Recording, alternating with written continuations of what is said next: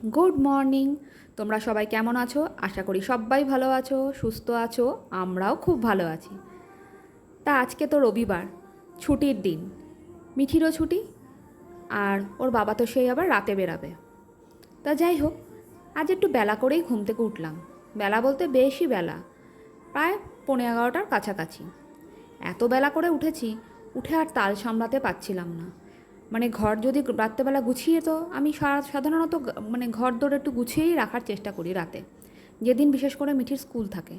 রবিবার ভাবলাম ছুটির দিন, ঘরটা আজকে নাই বা গোছাই। টিভি দেখতে বসে পড়েছিলাম রাতে, সেজন্য আর না ঘর দৌড় গোছানো হয়নি। দেখো কি অবস্থা হয়ে আছে। এগুলো আস্তে আস্তে গোছাবো, তারপরে আবার কাজে ফিরে আসবো। এদিকে চা করে নিয়েছিলাম, এই যে দুটো বিস্কুট নিয়ে চা নিয়ে বসে পড়েছি। এই বিস্কুটগুলো বেশ কিছুদিন হয়েছে কিনেছি, বর্ষার জন্য কিনা জানি না, দেখছি একটু নরম নরম হয়ে গেছে। তা ভাবলাম একটু গরম করে নেবো। নিজেরটা আর গরম করলাম না, আর যেগুলো আছে একটু ভাবছি কড়াইয়ের মধ্যে গরম করে নেবো। চায়ে চুমুক দিতে দিতে ঘরদোরগুলো গুছিয়ে ফেলি। আর এই যে জানলাগুলো দেখছো, জানলাগুলো একটু ঝাড়বো আজকে, তাই নেটটা খুলে ফেলেছি। এই যে শুভ্রজিতের ল্যাপটপটাকে একটু চার্জে দেবো। এই ল্যাপটপটা না পুরনো হয়ে গেছে, এটা আরও নিয়ে যায় না, বেশিক্ষণ চার্জ থাকে না। আর আরও যেন চার্জ না দিয়ে দিয়ে যেন জিনিসটা আরও বসে যাচ্ছে। আবার এদিকে গুনগুনের ল্যাপটপটা ফেলে গেছে। আর এরকম মানে স্কুলে পড়াকালীন 9-10-এ তোমরা কারা কারা এরকম সেলাই করেছো একবার জানিও। দেখতে পাচ্ছ এর মধ্যে আবার কিন্তু স্কুলের মানে স্ট্যাম্প মারা আছে।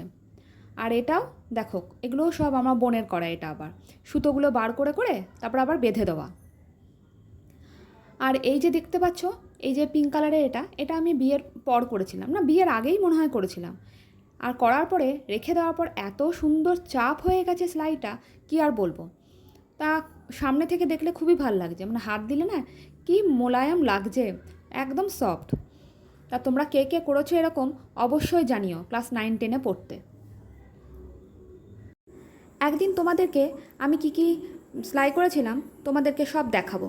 তো যাই হোক, এবার রান্নার দিকে যাওয়া যাক। তা আজ জানো একটু রাগই হয়েছে, দুজনের মধ্যে ঝগড়াঝাটি হয়েছে। কারণটা কি? কারণটা হলো চিকেন নিয়ে এসেছিলো, চিকেন করেছিলাম। রবিবার বলে কথা, তাই চিকেন হয়েছে। হঠাৎ করে শুভ্রজিৎ বলছে যে না, আজ চিকেনের সাথে সাথে একটু পুঁই শাক দিয়ে কুমড়ো আলুর তরকারিও খাবো। মাছের মাথা আছে একটা হাফ, ওটা দিয়ে একটু করে দাও না গো। ঘর ঝাড়তে ঝাড়তে যদি তোমাদের কেউ যদি এগুলো করতে বলে, কি বিরক্তই না লাগে বলো। আমি ওকে বলেছিলাম যে আজকে তুমি ঘরটা, সামনের ঘরটা একটু ঝাড়বো, পুজো আসতে দেরি আছে, তবুও একটু ঝেড়ে রাখছি। কেননা এত ঝুল পড়ছে ঘরে, কি আর বলবো। পুজোর সময় একটু হালকা ঝাড়লেই তাহলে হয়ে যায়। আর আমি না প্রায় সময় ঘর ঝেড়ে নিই, পুজোর জন্য বা কোনো কিছু অকেশনের জন্য বসে থাকি না। একা হাতে সব করতে হয়, তো সেই জন্য টুকটুক করে আস্তে আস্তে ঝেড়ে নিই। তাই শুভ্রজিতের উপর এত রাগ ধরেছে, তোমাদের আর কি বলবো। একটুখানি ঝগড়াও হলো, আজকেই তোমাকে করতে হলো। তো যাই হোক, আর সেটার মাংসটার আর ভিডিও করতে পারিনি। মানে ঘর ঝাড়ার মানে এত মন দিয়ে দিয়েছিলাম, তাই শর্টকাটে রান্না সেরে ফেলেছিলাম। মানে সব কিছু একসাথে দিয়ে ঘন্ট পাকিয়ে সব চাপিয়ে দিয়েছি।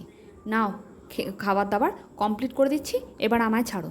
আমি একটু ঘরটাকে মানে ঝাড়াঝাড়ি করেছি যখন, এবার ঝাড় দিয়ে ঘরটা একটু ভালো করে মুছে নিই। তারপর নেটটাকেও একটু কাচতে হবে, কেন নেটটা খুলে দিয়েছি। আর তা নাহলে এত মশা, তোমাদের তো আগের দিন গল্প করছিলামই যে কী হারে ডেঙ্গু হচ্ছে। জানলাগুলো তো খুলে রাখার উপায় নেই, কি বলবো আর। তাকে আবার বলছে তোমাকে কি এমন খাটাই, তুমি এত রেগে যাচ্ছ। কিছুই তো খাটাই না। আর মিঠি আবার বলছে না পাপা, আমি কিন্তু খাই না এসব, তো খাও কিন্তু তুমি আর মা, সেজন্য আমার নাম করছো কেন মায়ের সামনে। এইসব বলে চলছে ঝগড়া। তা যাই হোক, ঝগড়াঝাটি করে কোনো কিছু লাভ নেই, কেননা মিটিয়েই নিতে হবে। তা না হলে ঘরের কাজগুলো কি করে করাবো। এই দেখো, পেয়ারা নিয়ে এসেছিলো, তাই আমি বললাম তুমি একটু পেয়ারা মাখা করো। তা বলতে বললো দাও তাহলে আমিই কেটে দিই, তোমাকে আর বটিতে কিছু কাটতে হবে না। আমি আবার ছুরিতে অত বেশি কাটতে পারি না, শুভ্রজিৎ খুব সুন্দর ছুরিতে কাটে। আমি আবার বটিতেই অভ্যাস আমার প্রথম থেকেই, সেজন্য বটিই আমি বেশি প্রেফার করি। এই দেখো, শুভ্রজিৎ পেয়ারাগুলো কেটে এবার পেয়ারা মাখা করবে। খুব তোড়জোড় দিয়ে পেয়ারা মাখা করছে। তাহলে ও পেয়ারা মাখা করুক, আর দেখতে থাকো পেয়ারা মাখাটা কেমন করেছে। পেয়ারা মাখাটা সত্যিই খুব সুস্বাদু হয়েছিল, তোমাদের আর কি বলবো।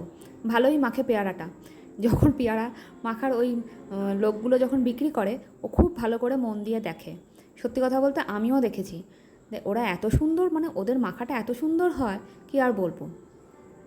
তা পেয়ারাগুলোকে প্রথমে হামনদিস্তায় থেতো করে নিচ্ছে। আর জানো তো, এই যে হামনদিস্তাটা আছে এটা কিন্তু আমাদের কেনা না, এটা হলো আমার শাশুড়ি মায়ের ঠাকুমার। মানে আমার শাশুড়ি মায়ের ঠাকুমা বলতে সুপ্রজিৎ তো মামার বাড়ি আমাদের পেছনেই, ওর মায়ের কিন্তু এটা বাপের বাড়ি। ওর মায়ের ঠাকুমা এই হামনদিস্তাটা দিদার বাড়িতে ছিল, মানে ওর মামার বাড়িতে ছিল। দিদা যখন মারা যায় তখন ওই হামনদিস্তাটা আমার শাশুড়ি মা গিয়ে নিয়ে এসেছিল।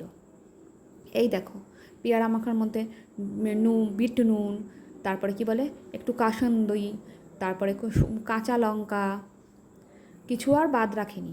দেখতে পাচ্ছ খুব কুচি কুচি করে কাটছে, যা সুস্বাদু হয়েছিল তোমাদের আর কি বলবো। খুব ভালো মেখেছিল গো, মিথ্যা কথা বলবো কেন, এমনি টুকটাক কাজ করেই দেয়। তার মধ্যে আবার একটু জলজিরা, এই দেখো জলজিরার প্যাকেটটা কেটে প্যাকেটটা দিয়েছিল, খুব সুন্দর হয়েছিল। তোমরা পারলে এরকম করে জলজিরা নিয়ে এসে অবশ্যই করে দেখো, খুব ভাল লাগে। তা যাই হোক, এই করতে করতে মানে বেলা গড়িয়ে এসেছিলো, আমি স্নান করতে ঢুকে গেছিলাম। আর মিঠির তো স্নান হয়েই গেছিলো, আর শুভ্রজিৎ আগেই করে নিয়েছিল স্নান। তা কতক্ষণে আমি মানে স্নান টান করে মানে একটু রেস্ট নিতে চাইছি, কারণ এবার শরীরটা সত্যিই পুরো ছেড়ে দিয়েছে, আর পারছি না। তাই যাই হোক, আজকের জন্য এখানেই শেষ করছি। তোমাদের যদি ভালো লেগে থাকে একটা like, comment, share and subscribe করতে একদমই ভুলো না। আর সন্ধেবেলার জন্য দেখো একটুখানি ইপি করে নিয়েছিলাম। তা এখানেই শেষ করলাম। তোমরা সবাই ভালো থেকো, সুস্থ থেকো, সাবধানে থেকো, আর সকলকে ভালো রেখো। এখনকার জন্য টাটা।